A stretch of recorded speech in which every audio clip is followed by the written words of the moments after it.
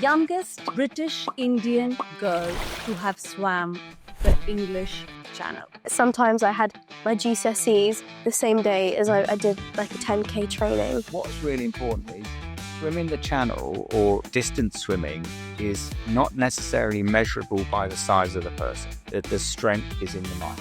So did you get any jellyfish? Many. Got a scar and I'm so proud of it. Before I started open water, I was extremely shy. Honestly, I think spending hours by myself with no technology, no phone, that's the thing that's changed me. Asian or doing the channel swim part of me also wanted to bring more girls, especially ethnic women, into the sport. It's an incredible story. This is India, a story in the making, and I'm your host, Lavina Tandon. At 16, we are still figuring out our lives, most of us at least, and our dreams. But imagine someone who has already lived theirs. What sort of person that human being would be? Ta-da! Prisha Tapre, youngest British Indian girl to have swam the English Channel. She did all of this while she was giving her GCSE. And studies have shown that teenagers like to fit in. But she's different. And how do you deal with being different in this world today? So welcome, Prisha. Hello. Tell me where it all began. So I'm going to say it began probably when I was 2 years old. Starting swimming, obviously you learn how to swim when you're a child. I think toddlers and tons, that was my swimming class. And then since then I've progressed. So from that I did the stages like many people do. And then I started my club swimming at the age of 7, I think. So that's the age most people start, but still quite young. And from there, 7 to 12, I was just in competitive swimming. And alongside that, I'm sure as a child, your parents put you, or like as a child of Indian parents, you're in loads of other activities. I was doing karate, taekwondo, gymnastics, singing, piano, drama, acting, everything, the whole shebang. But out of all of those activities, swimming is the one that has stuck with me.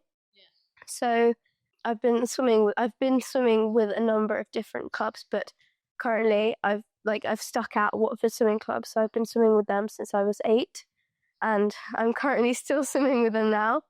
And I started open water when I was 12, so that's when I decided I was going to swim the channel. So I went in, started, and the first time I jumped in the lake was when, okay, I'm going to do the channel, and I'm going to get in, and the next time that I come, I'm going to be 16 years old and in France. So that was my mental process of thinking things through. So at 12, when you jumped in the open water, which is a lake near your house. Yeah, Stoneham Lake. You decided then it's going to be English Channel and it's going to be in France. Yes. Where is that coming from at 12? Well, I love swimming. It brings peace to me. But after a while, just swimming, like looking at the blue line under you, just doing laps constantly, sometimes it takes it out of you.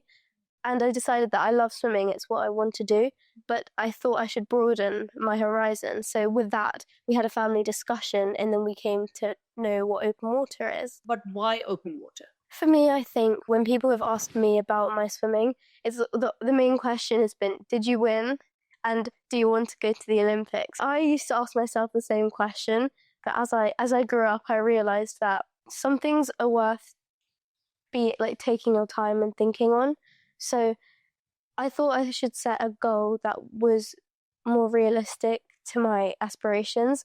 Swimming has been my second parent, it's been my second family. I've been brought up in that competitive environment, and the thing I love most about open water is I can choose when it's competitive or not. So my love for open water and long distance swimming comes with just being peaceful within yourself. So I didn't have to focus on other people's times, my times.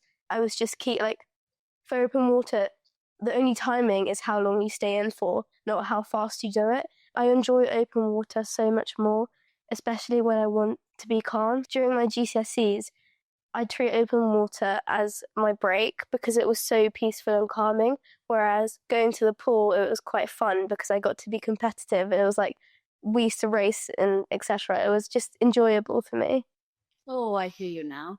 So you actually, how old were you when you did the English channel? 16, so I just turned 16. Okay, and you were giving your GCSE along with it. Yeah, I started, so my revision and training were going at the same time, and sometimes I had my GCSEs the same day as I did like a 10K training. So Are you kidding me? it was so say Friday I had 2 exams, then I'd go down to the lake in the evening, do a quick 5K. And how long do you take to do 5K? And I averaged at 15 minutes a lap. And then the longer I do, obviously, the slower I get. But I think 15, 16, 17s were probably my averages. Wow. But I remember the first time I went to the lake, I did like a 1K. So that's one loop around the lake. And I was like, oh, that was tiring. And at the start of last season, but then after doing 2 to 3 6-hour swims, I was like, oh, this is easy. Only 6 hours. Wow. Like, then to me, 6 hours became the new 1K. Was there any point where you felt, gosh, no, I am missing out on something? Friends, TV, screen, normal things that people do, and you still kept on doing. So what was driving you? The main thing that held me back during the channel swim was just myself. So the thought of not being able to go out with my friends, it wasn't that important to me. Like, my friends mean a lot to me, but I just thought about what I'm doing and how it's a lot bigger than anything in my anything else going on in my life. And I just kept thinking, my friends meet every single day. Like, I can call them over, I could take them to the lake with me. But what I was doing, if I didn't do that in that time frame, then I wouldn't be able to do the swim. Whereas my friends, I have my entire life to see them. So my friends, in fact, they were a big part of managing to do it. So I'm blessed to have extremely supportive friends. So if anything, they used to be the ones trying to get to the lake and cheer me on. Supportive friends, I think, was a big part, and a supportive family, just a supportive environment around me definitely helped. But I'd say something holding me back was definitely me having mentally just struggling to, if I was standing at the lake at 4 a.m, something I didn't enjoy doing was swimming in the dark, and Jeremy knew that, so he'd make me do it more.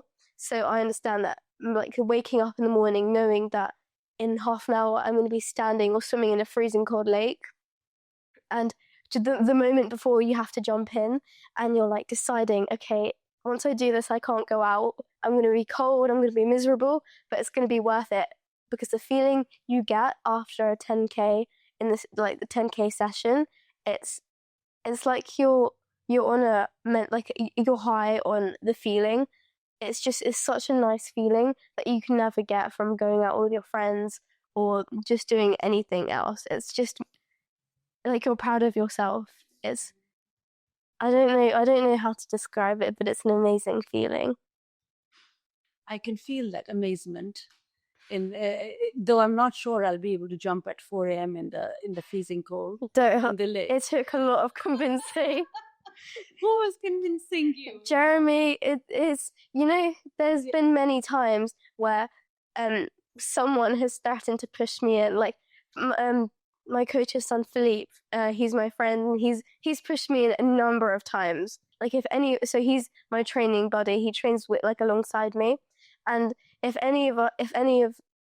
we're ever having like a trouble going, we'll push each other, and by push I mean literally push each other in. So we're going to come to your routine and your food and Jeremy, all of that with Jeremy.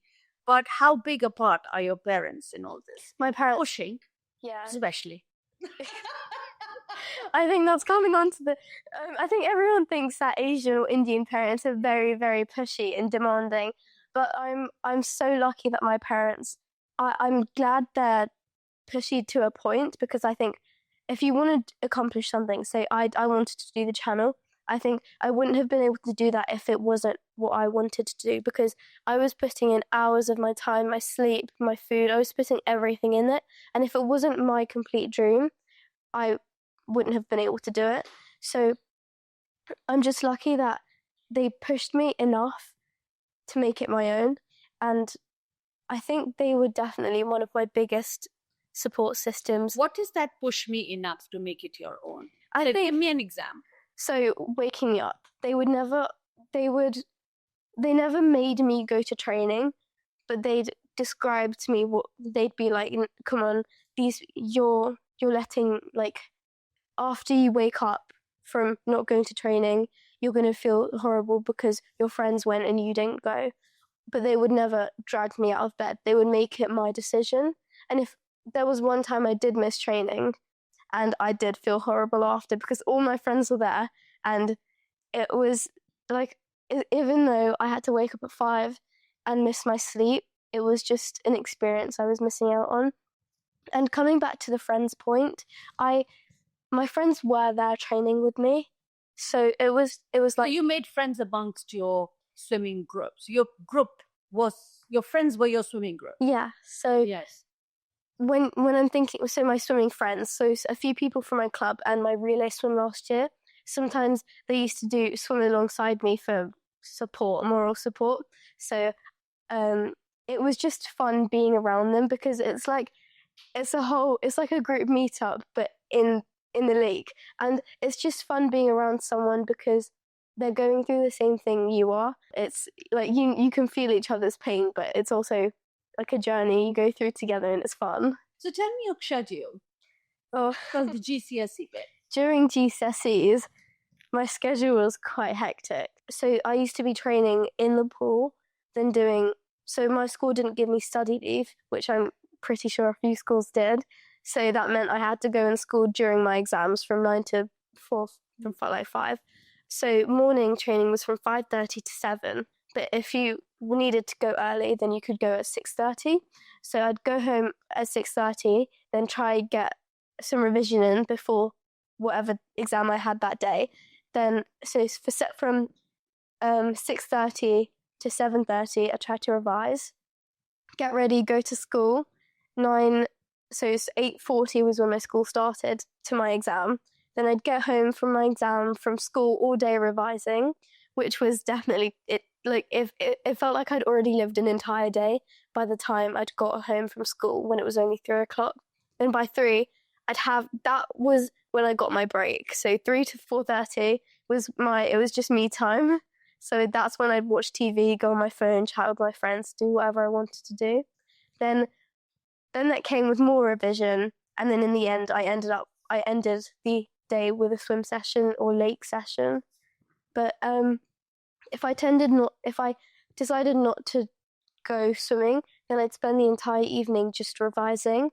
But that meant the next day I'd compensate. So the next day, instead of doing as much revision, I'd do a longer session at the lake. But you did every day. Yeah, most.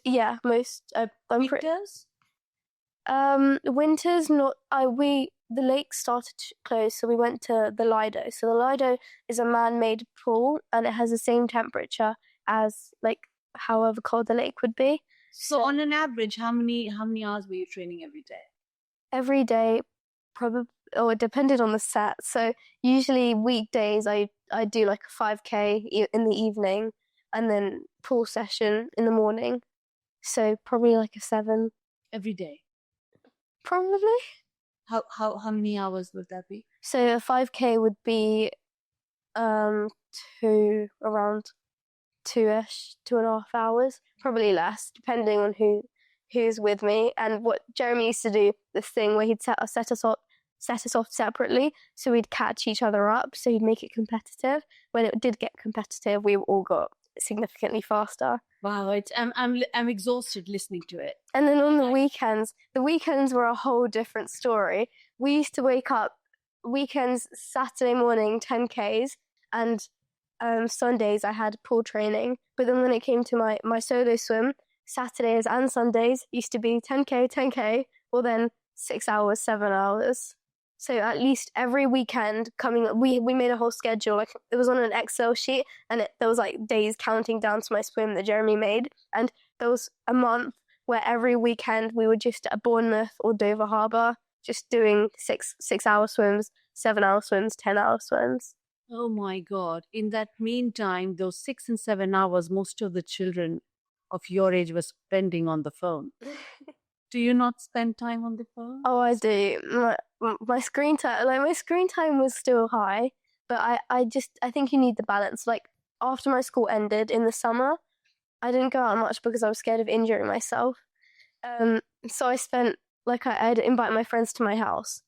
If anything, I spent most of my summer in bed training or watching TV. So when I was spending these days at home watching TV or with my friends around, I'd be like, okay, this is the time I'm compensating for my swim.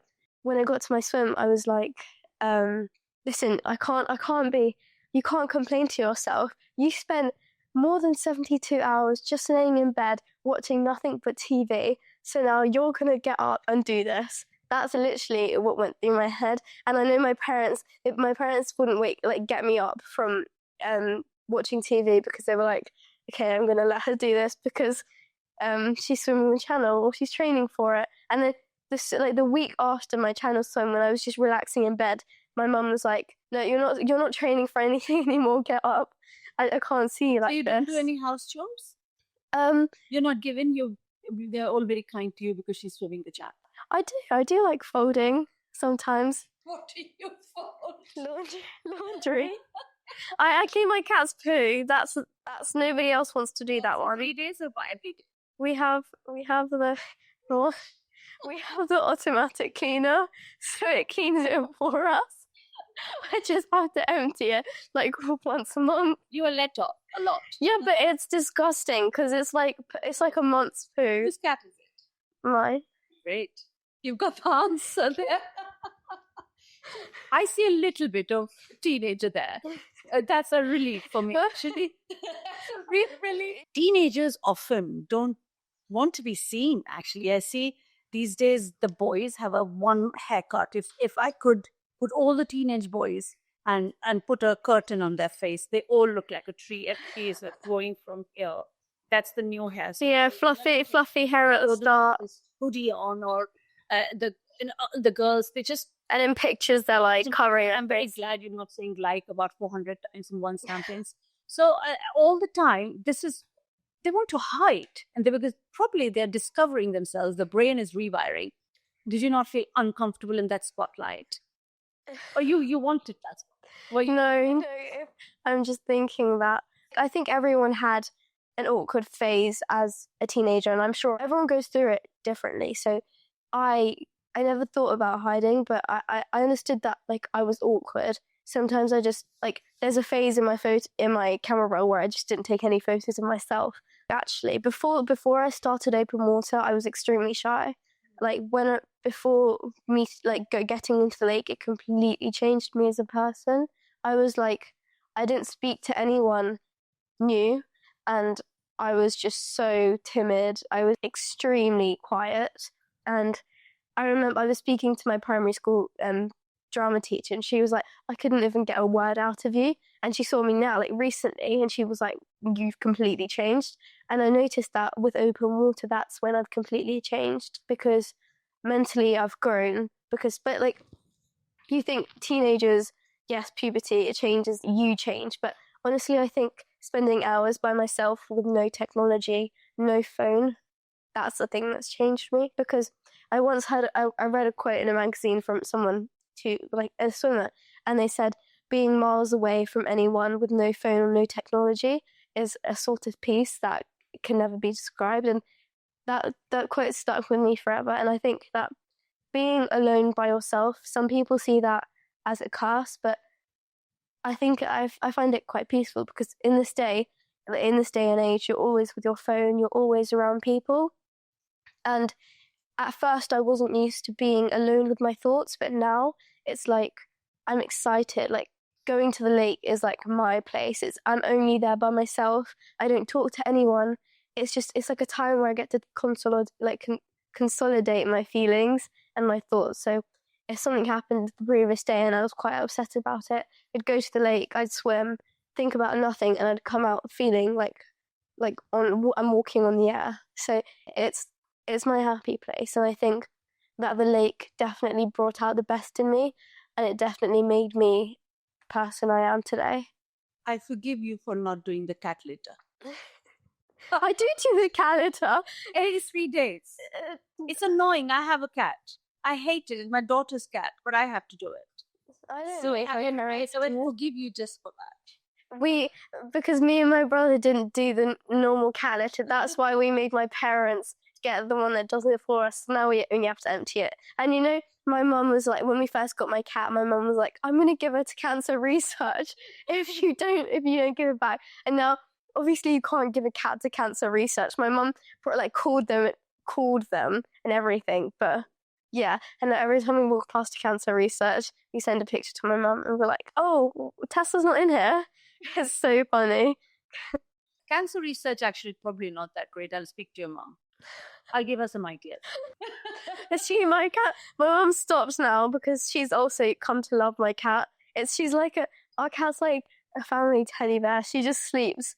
Well, she sleeps with me and my mum, but it's like the family fights over her. How wonderful. Okay, on that note, I think we have to call Jeremy. Because I think at least 24 times we've taken his name. So we need to know more about open swimming and training Prisha. So there we have Jeremy Irvine, who is the coach we have spoken about 24 times in this till now. So he had to over here. Probably. And every time I've spoken to Prisha, which now know that's the pronunciation of how I should say the name, she has spoken so much about you, Jeremy. And Jeremy is an open water coach. But by profession, actually, his profession is different. This he does to feed his soul. Is that right, Jeremy? Yeah, it's for fun. I get a lot of enjoyment out of it. So tell me this about the difference between the open water and and swimming in the pool, first of all. Well, I think the most obvious difference between the two is the location. So principally, the stroke and the technique is the same. There are some nuances with open water. You need to be more robust. You need to be able to cope with changing conditions. But it tends to be the better open water swimmers are those that come from a competitive pool background. And you need to be proficient and fast in open water. Then you need to maintain your pool based swimming with the pace. Do you swam the English Channel? I have, yes, 2014. Yes, and how many have you coached already? So I've helped 3 swimmers get across, and I've also crewed on their boats.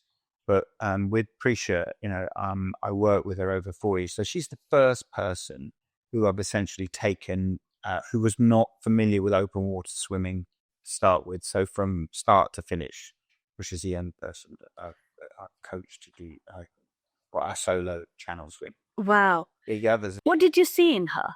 And how did you meet her? Well, I was first introduced to Prisha back in, what was it? 2020? 2020, yeah. So you would have been just 12 years old. 12. A week before my 12th birthday, because he got me the Tom Gregory book for my birthday. Yes. Yeah. And her coach at the time said to me that she wanted to swim the channel, and that her parents wanted to meet me, and so I think we were on the back end of COVID at the time, so it couldn't be inside; it was outside by after her training. And I remember standing there with her mum and dad, and actually it was just the dad at the time, but she was this tiny little dot, and she wanted to swim the channel, and great, So I think what's really important is swimming the channel or distance swimming is not necessarily measurable by the size of the person. The strength is in the mind, and from first impressions, you just can't tell who's got that strength. So I was thrilled. And you didn't take money for this? No. So what? This is for fun, for pleasure. Because somebody helped me when I swam the channel for nothing. and you kind of want to give something back. It's such a huge thing. It's a privilege to be invited to be involved in the life. In years to come, she might remember that, or she'll want to help somebody like I had, to do something as monumental as that. It's still, that. Is that what you want to do as well, Prisha? Like you were helped, you want to help? Definitely. I've already, because of him, I'm doing my coaching course, and so his son's doing it, and I've already said I'm going to help. I'm not sure if he's going to let me do it, but I volunteered to because I think it's fun. Like, I also enjoy it, and the things that he's taught me, I've already taught to younger swimmers in the lake, and it makes me feel like happy doing it as well. So I understand where he's coming from. So tell me about the distance, the perils of swimming in English Channel, and the preparation. Okay, I think it's important to establish that over those 4 years, that the increments in Prisha's swim lengths were gradual, and all the time, it's all very well somebody who's 12 saying they want to swim the channel, but you have to build up on that. So she embarked on a series of swims that were organised by the British Long Distance Swim Association, and they're a volunteer collection of people who, most of them will have swum the channel or helped swim either in a relay or a solo. So it becomes normal to be amongst people that are about to get into very cold water and swim for a long time.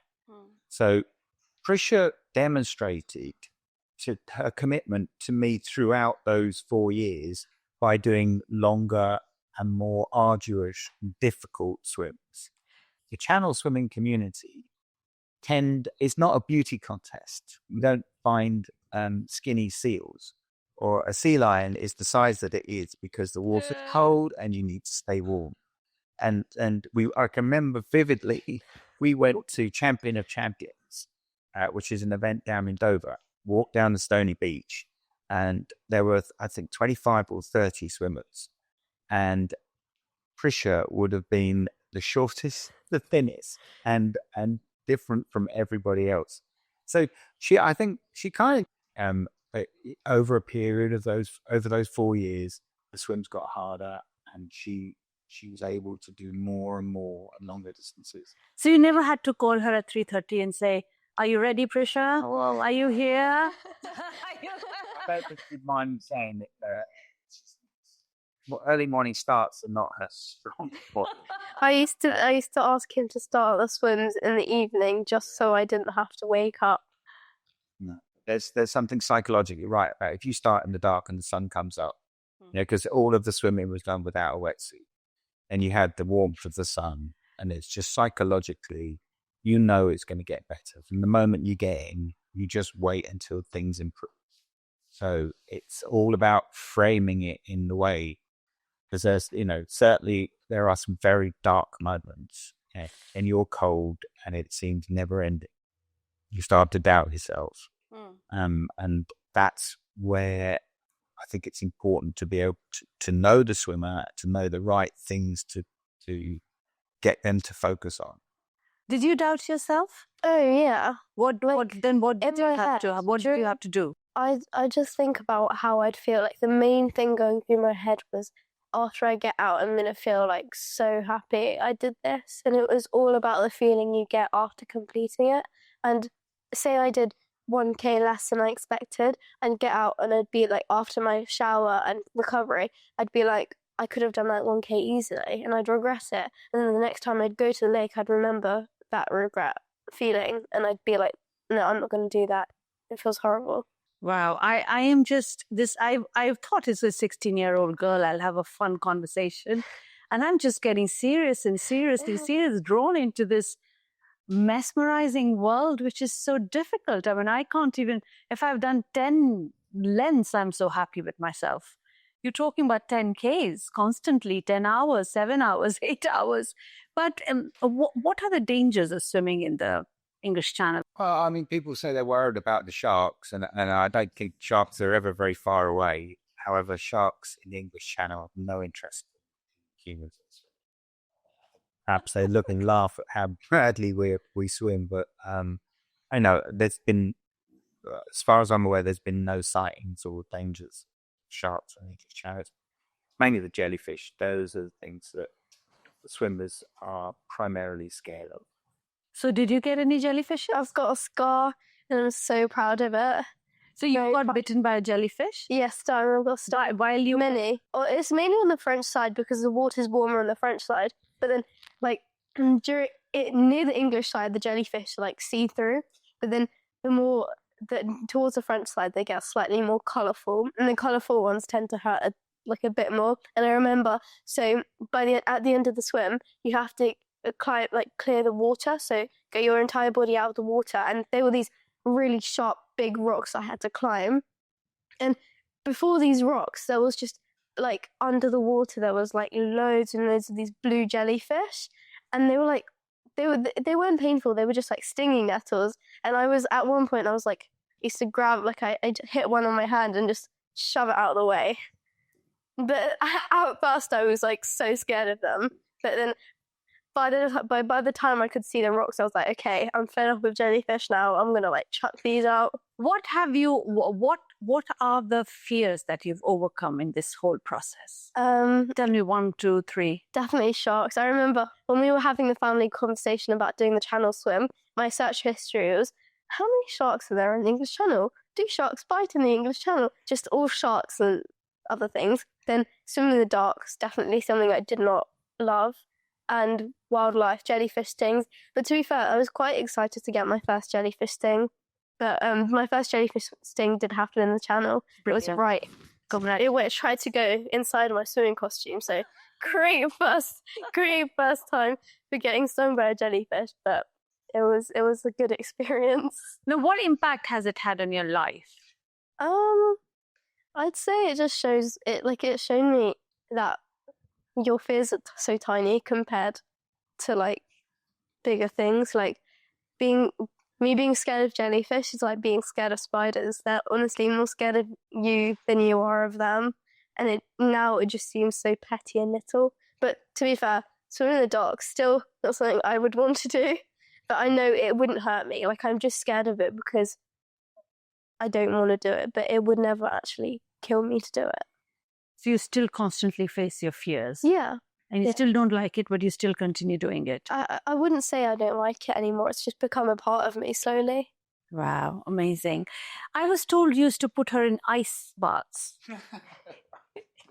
Well, as part of the acclimatization, I would encourage, I wasn't there, let me make that clear, but I would encourage her to sit in the bath and then switch on the cold tap and wait for the water to fill while you're in there, and then just stay in there for as long as you can. And what that does is it just gets your body used to the cold temperatures, and it allows the body to create something which is called a brown fat, which is kind of a fat that is found around the major organs. So babies are born with it, and its purpose is to generate heat.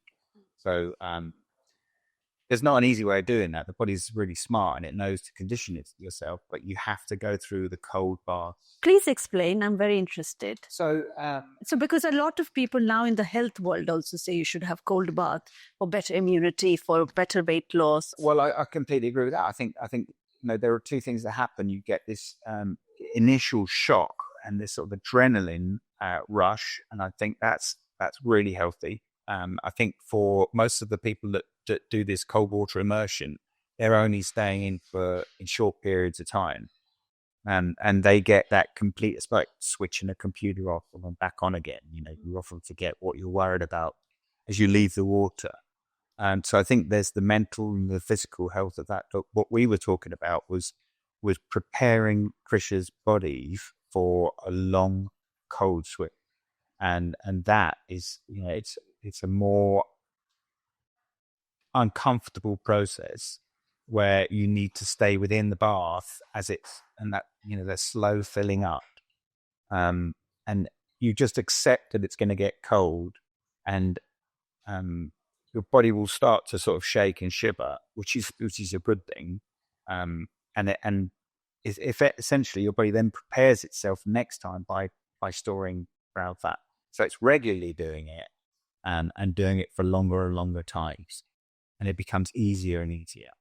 But I recommend it to everybody who's planning on doing long cold surf, because it quite often Every day. So that's all you do, not every day, but 2-3 times a week. yeah, and increase the frequency as you get closer to your swim time. Or if you're not, you should be spending lots of time out in the water anyway. It's the same. So you can go for a cold water for a short duration, or if you're going to do. And what are the durations we're looking at? Well, tap water temperature for 20 minutes is pretty good, and then you can extend that as you become.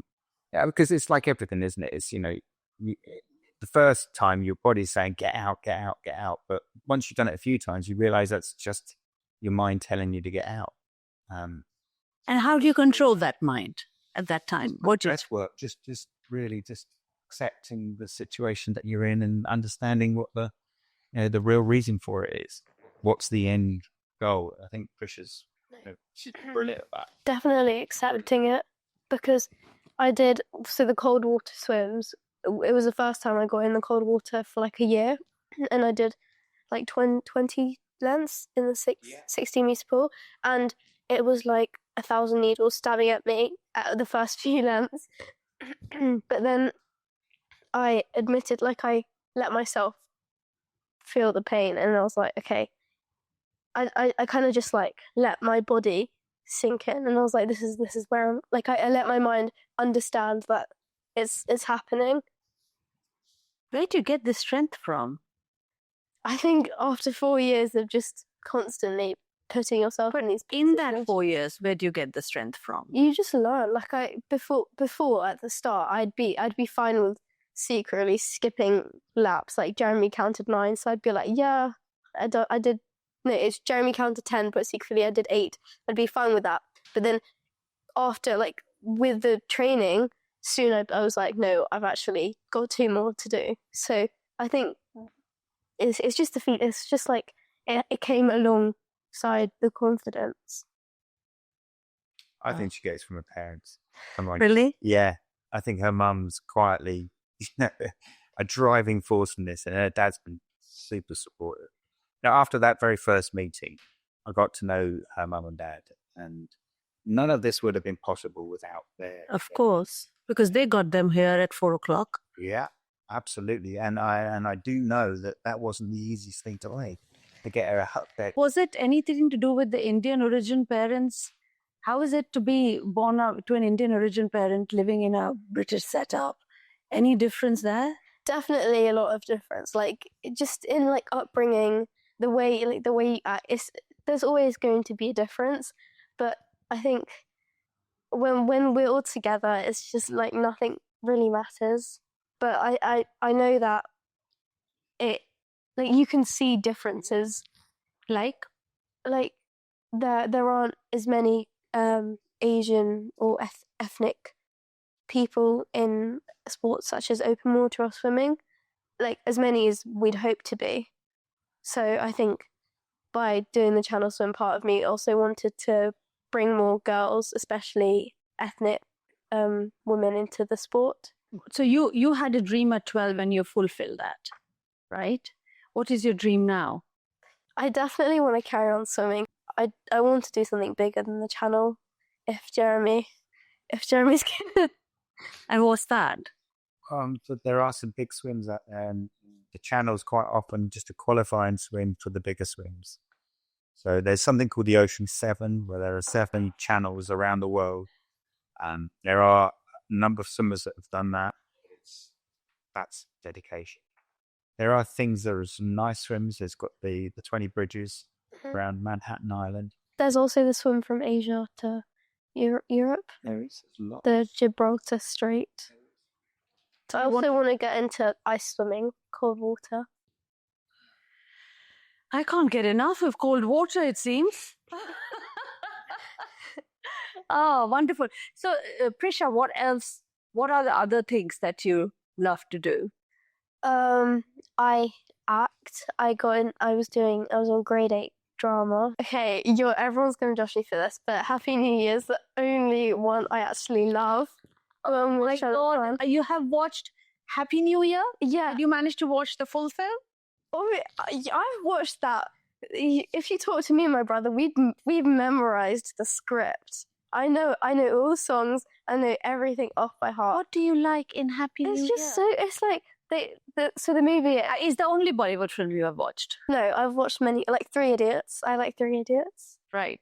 That's also. So have you watched or not? Has she made you watch it? No. What are you doing? You're not coaching him on Bollywood? What? Where is your heritage? We've coached him on eating spicy Indian food. I think you take it step by step. Oh, okay. You can eat spicy Indian. Oh no, I love it. Have your taste buds been burnt? No. Every time he comes over to our house, he's like being fed Indian food. Yeah. Give him green chilies, please, next time. It's your duty with your Indian heritage to be giving him green chilies. So, Happy New Year. Okay, let's wait. Happy New Year. It's a good film. It's about these people who try like rob back diamonds, but to do that they have to go on some dance competition. You have to get it. You have to watch it. Okay. Please don't watch it, Jen. Don't watch it. That's not late, Arto. It is funny. It's so funny. Philippe would love it. Please, we wouldn't like to introduce you to our Indian. Fine. What movie are you thinking then? Tell me. Tell me a few. Go watch Sholay. Go watch Mughal Azam. Go watch so many other movies. List goes on. How do you eat when you're swimming? Well, we just basically have a pole with a couple of cups in, and you had solids a couple of times, didn't you? A little couple of bars. Yeah. What was it? They changed it to like a pole like that. So then they put the water, the energy drink or food in the net. They passed it down to me. I could reach it and then drink it and then put it back. But while I was drinking, I had to go on my back like a sea otter. So it would be a warm sort of carbohydrate drink, maltodextrin. So it would be warm with some flavouring, so you'd like it. And then just about 350 ml added to her, and then she'd flip on her back and just drink it quickly and then go back to swimming. And then there was a couple of like chats from time to time. But I will say this, of all the feeds, not once did she complain. What is the kind of nutrition that you require? What is it that you eat? But you kept on telling me you only eat cereals most of the time. Cereal was like, it was just mainly carbs. So before, pre-swim, I'd have pasta, spaghetti, mashed potatoes. But like right before my swim, I'd have anything with energy. So I had a few lucky rituals that I had to do for a big swim. So that was eating Crave, the cereal, if you know it. So I'd have Crave and porridge. And then before my swim, as a good luck charm, I had to have a shower in the place I was staying. And I had to paint my nails a really ugly colour. Any important swim, I'd paint my nails like a yellow, a really bright blue, anything. Like I had like a skin colour, so it just looked like I had no nails. Oh, so you had to do something crazy. Yeah, it was just like, you know how every athlete has their little thing. So mine was painting my nails. I know my mum, she used to be an athlete. She had this one shirt that she bought like the whole, like for a number of years. So by the time she was grown up, it turned into this tiny like old shirt that she had to wear because that was her good luck shirt. My son, I said, if you had to walk out of the house and you have to just run, what would you take with you? He'd take his ducky. He's got a pillow. So I understand. It's a small little ducky he had when he was 6 months, and he still sleeps with it. He's embarrassed. He won't let me tell anyone. It's like a fluffy duck. So no, I absolutely get that. Before we go to the last segment, we should break that stereotype that the Indian origin parents want you to be doctors and engineers only. Shall we break that today? Yes. Definitely. You were never asked for that. You are not expected to do now. Or do they tell you now that you've done your swimming, now you can become a doctor? So right now I'm aspiring to be a physiotherapist or medicine. Right. The world does come circle. But my parents didn't have, like, they were actually like, no, don't be a doctor. because I've had horror stories from a few doctors. So then recently, like the past few years since my channel swim, they've been like, don't be a doctor. That seems really hard. Just do what you want to do. And then it did come back to that anyways. So your next dream is to be a physiotherapist? Yeah, probably. Also, And a long somewhat swim? definitely long. I want to do a 24-hour swim. Is it like a 24-hour club? There is. I want to be in. 24-hour swim? Yeah, it seems enjoyable. I'm speechless. Perfect. So we have to now go to the section called High Five India. And you've been to India, right? Yeah, You love India? yeah. He's basically one of us. So you are not one of him. He's one of you. Yeah, So you've turned him an Indian origin. we converted him. Yeah. You convert. Okay, brilliant. We are great. Good job. Green chili, definitely. And no Happy New Year. Don't watch it. Don't watch it. Okay, so High Five India. I ask you 5 rapid fire, but it's not all that rapid. And then you get a huge reward, just the one you'll get after the English swim or English Channel swim, which is a high five from me. Oh, How's that? oh my god. I'm really excited. I'm really excited. With such a big reward. I know. All right, then. So, High Five India it is.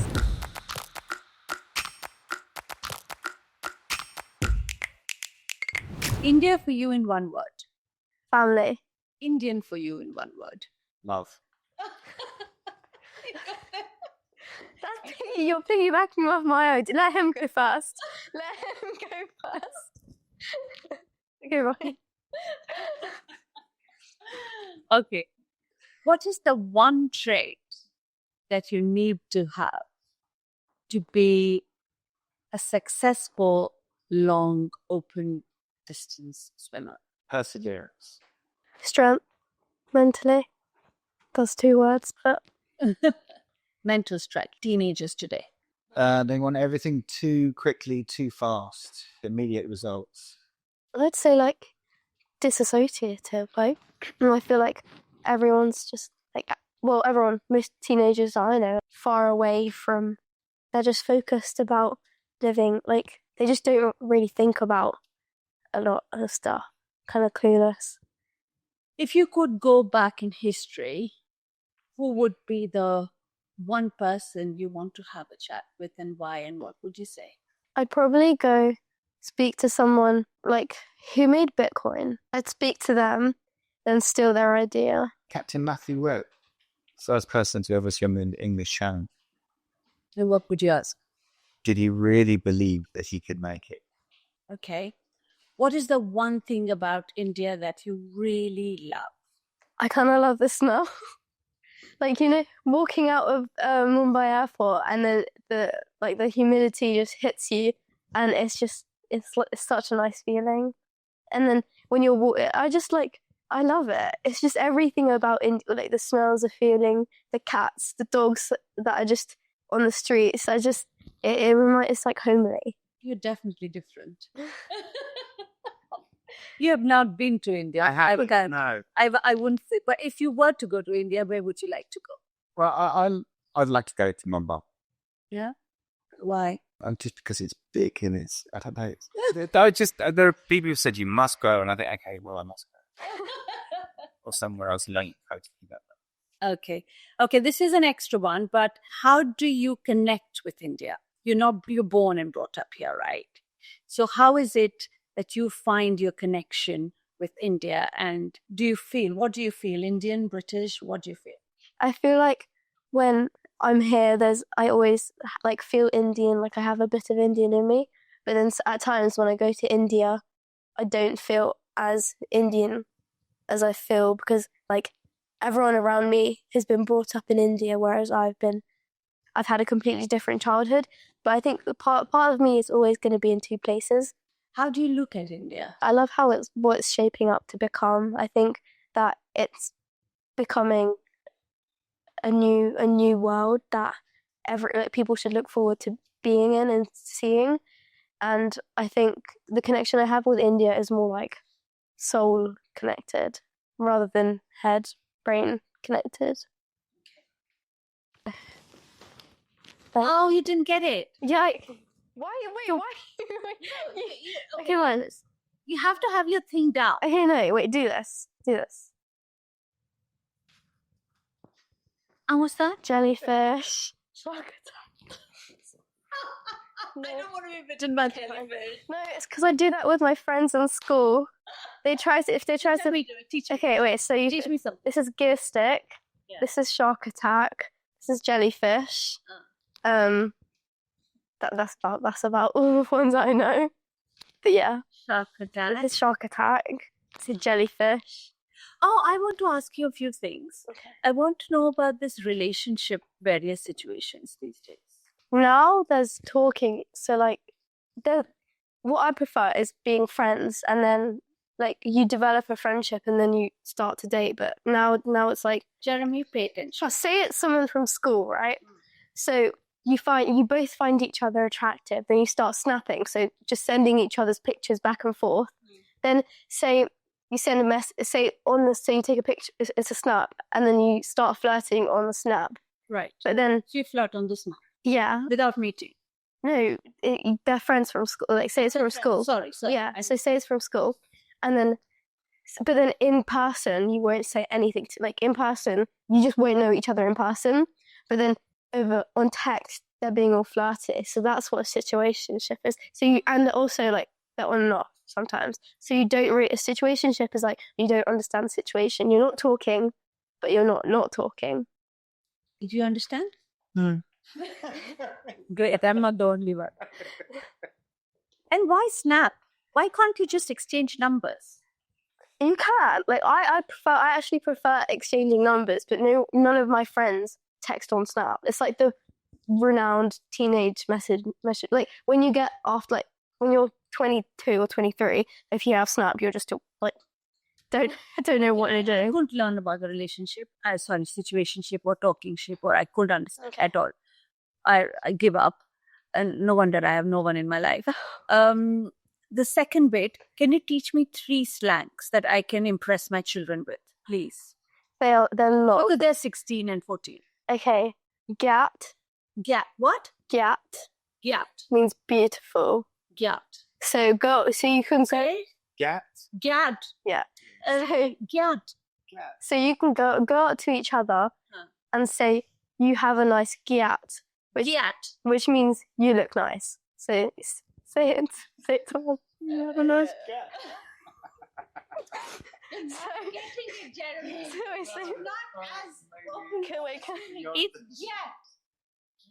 So what that actually means is you have a nice bum. Nice. Oh my God. Beautiful. No, big bum. No, I lied. Gat means big bum. Are you looking at me when you said that? Yeah. Okay, so I wanted to entertain myself. So Gat. gat. I shall try not to be offended. But get next. No, it's a compliment. Oh, It's a compliment. yeah. Yeah. Riz. Say that to Jeremy. Well, you already said it, but just you didn't know. I'll be truthful. Riz means flirting. So, say a boy goes up to a girl and they're talking, their friends will be like, "You got Riz." You got Riz. So that just means that you got the moves. You've got the move. Yeah. So if you're flirting with someone, say you got Riz. No one really uses that anymore, but it was a trend. But You got the Riz. you just say you got You Riz. got Riz. Yeah. Which means you got the move. Not on the dance floor. No, but like you just know how to you bagged the girl. Ah, you backed the girl. So you got the Riz. No, that it's just that you got Riz. You got Riz. Acha, you got Riz. Yeah. Gat. You got I'd say we used to say that, or like young years say that. And then there's like Leng. What? Leng. What's lang?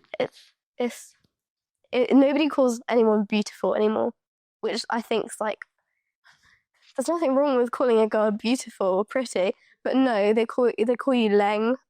You are lang. Leng. I'll have to write over Leng. to the show. So Leng means like fit. So fit and Leng are like, I'd go for you, you're attractive. So if a boy says you're Leng, it means you're attractive. And also they apparently started calling you buff. Buff means big, but it also means thick. So That's not good. it is. Apparently, it's supposed to be good. But if I got called thick, I'd be like, what? But it's a good thing. Okay, none of this I can say to my children. Give me one where I'll. Okay, I want to get cool with. Okay. Say. I want to look like a cool mom. Say. Skibidi toilet riz. Skibidi toilet riz. What language is this? So like. Skibidi toilet riz. Yeah. What does that mean? I actually don't know. I've heard like. I know. So if you search it up, you'll get videos. I know that some people, some of my friends' siblings love it. So maybe. Skibidi toilet riz. Yeah. Okay. I think Philippe might know. Philippe might know what it is. Yeah. Brilliant. Thank you very, very much. I'm absolutely exhausted doing 10 hours of swimming and completely lost at any of the slangs, but I've determined that you are a beautiful lang. Lang. Lang? Lang. You don't know. You don't have to say. You can't say beautiful and lang in the same sentence. You have to say lang. Just lang. Great lang? Yeah. Great is also not possible? No, it's lang. Lang.